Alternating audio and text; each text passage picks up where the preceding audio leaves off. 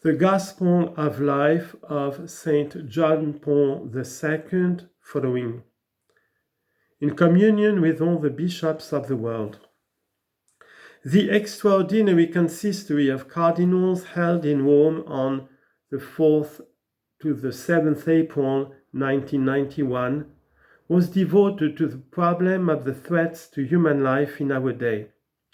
After a thorough and detailed discussion of the problem and of the challenges it poses to the entire human family, and in particular to the Christian community,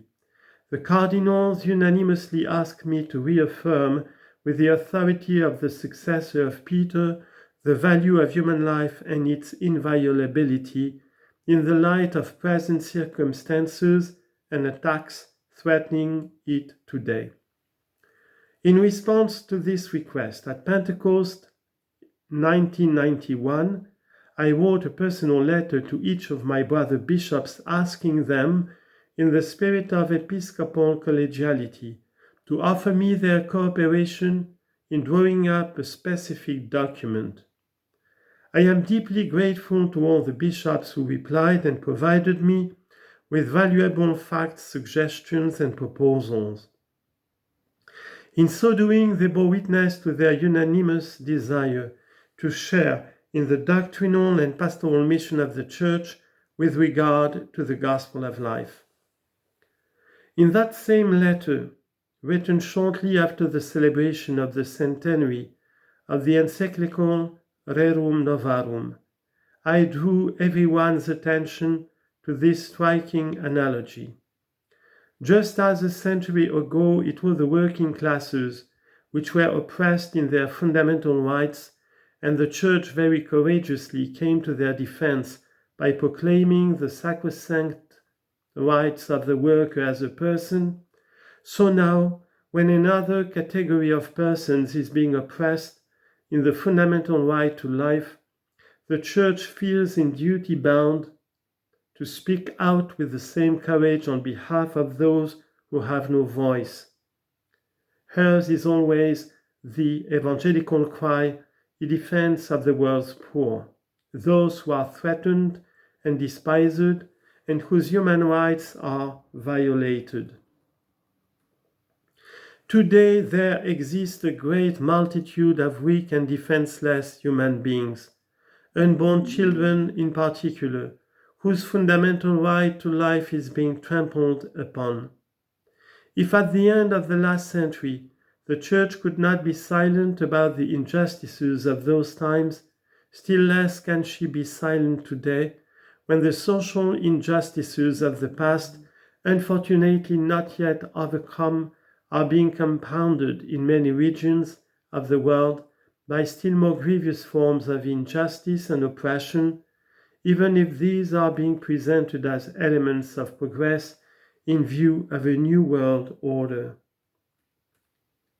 The present encyclical, the fruit of the cooperation of the episcopate of every country of the world, is therefore meant to be a precise and vigorous reaffirmation of the value of human life and its inviolability, and at the same time a pressing appeal addressed to each and every person, in the name of God: respect, protect, love, and serve life, every human life. Only in this direction will you find justice, development, to freedom, peace, and happiness.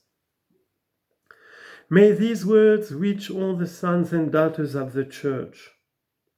May they reach all people of goodwill who are concerned for the good of every man and woman and for the destiny of the whole of society. In profound communion with all my brothers and sisters in the faith, and inspired by genuine friendship towards all, I wish to meditate upon once more and proclaim the gospel of life, the splendor of truth which enlightens consciences, the clear light which corrects the darkened gaze, and the unfailing source of faithfulness and steadfastness in facing the ever new challenges which we meet along our path. As I recall the powerful experience of the year of the family, as if to complete the letter which I wrote to every particular family in every part of the world. I look with renewed confidence to every household, and I pray that at every level a general commitment to support the family will reappear and be strengthened, so that today, to even amidst so many difficulties and serious threats, the family will always remain, in accordance with God's plan, the sanctuary of life. To all the members of the Church, the people of life and for life, I make this most urgent appeal that together we may offer this world of ours new signs of hope and work to ensure that justice and solidarity will increase and that a new culture of human life will be affirmed for the building of an authentic civilization of truth and love.